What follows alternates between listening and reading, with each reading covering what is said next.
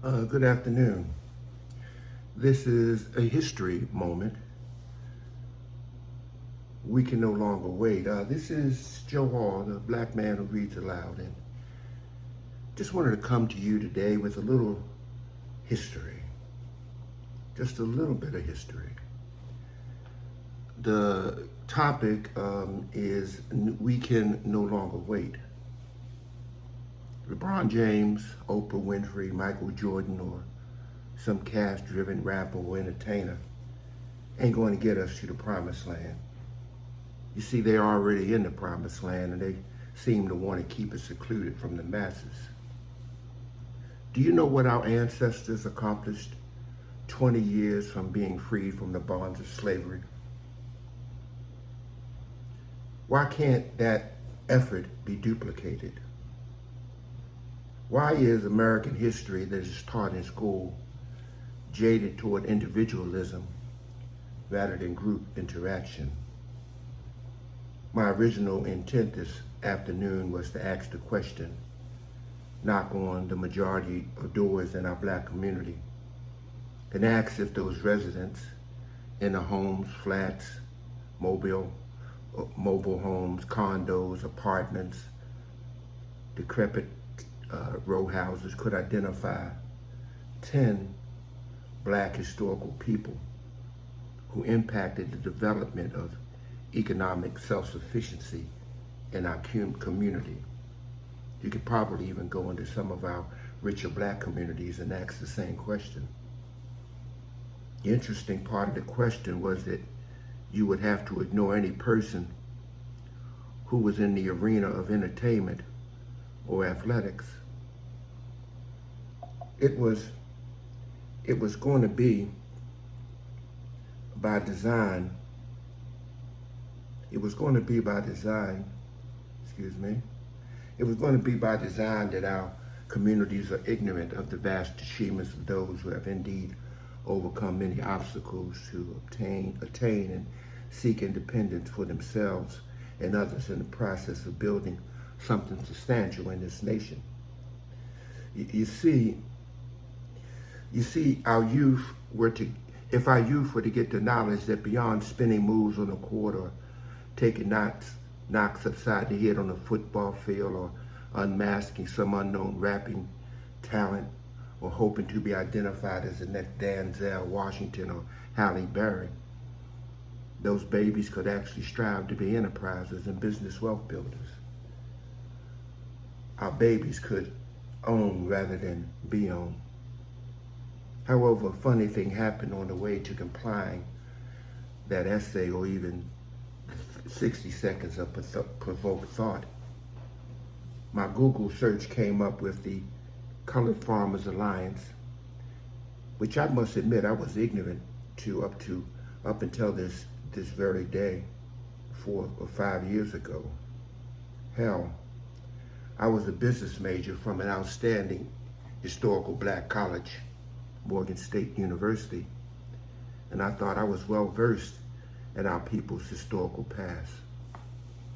Yet 20 years after coming out of the bonds of slavery, Southern blacks, 1.2 million of them, created an organization to assist their brothers and sisters by providing aid to assist in building farming interests within our communities, as well as helping sick and disabled members.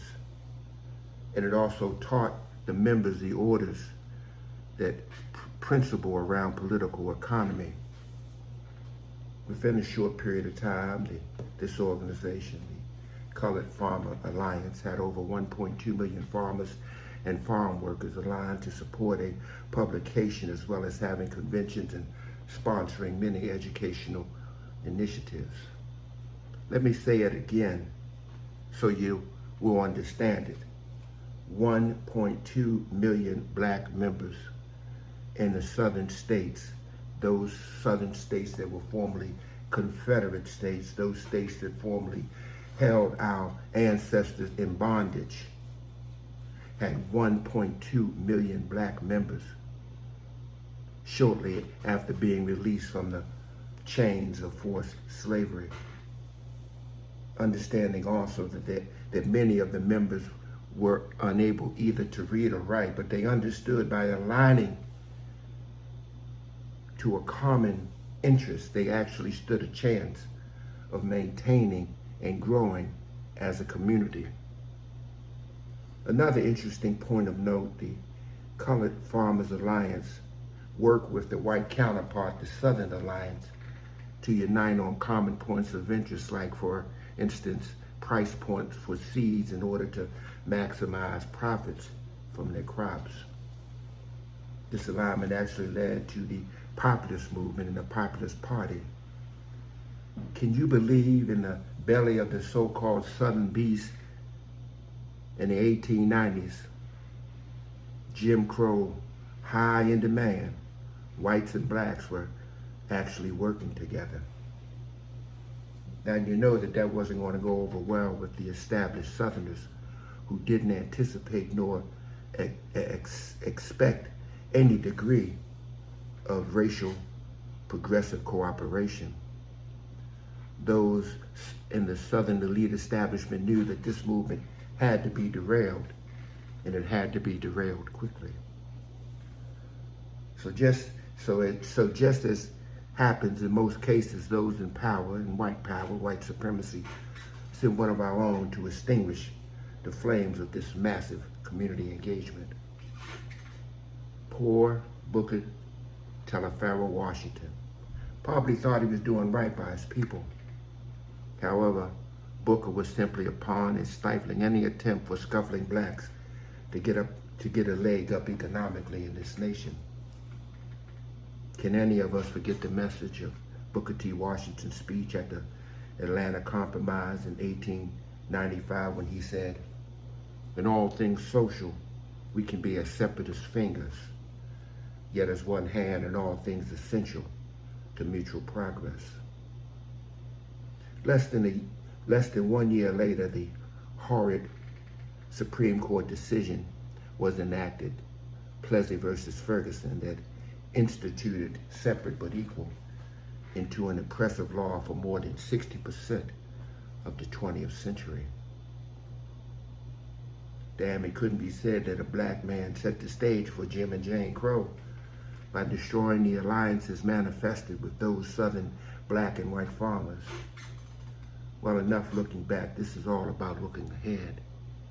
Can we as a people imagine now, 130 plus years since the founding of the Colored Farmers Alliance, another alliance, maybe it's called the Black Alliance of Urban Redevelopment?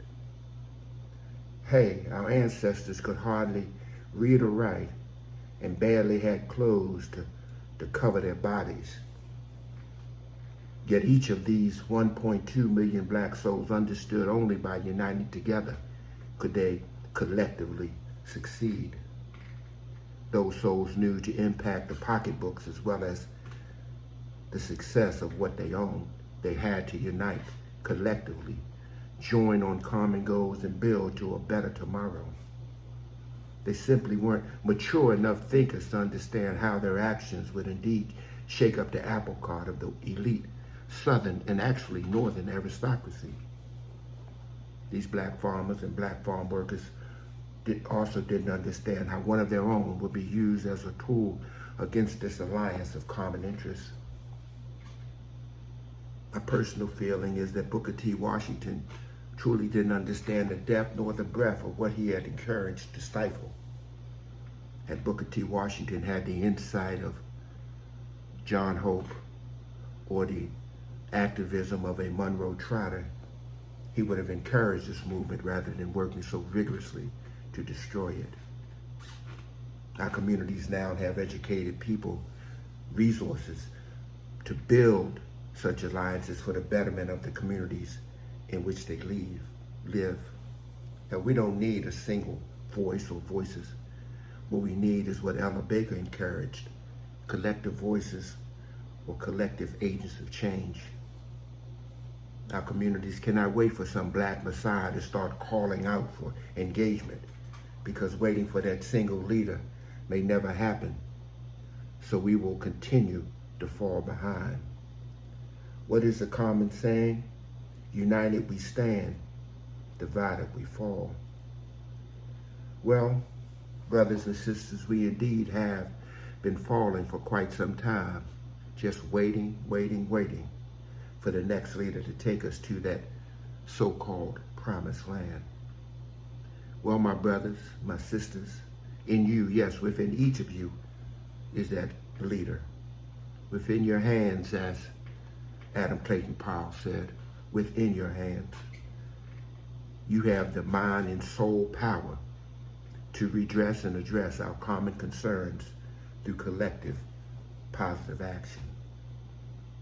How if black folks 20 years removed from the chains of bondage can align for common goals, what is our excuse?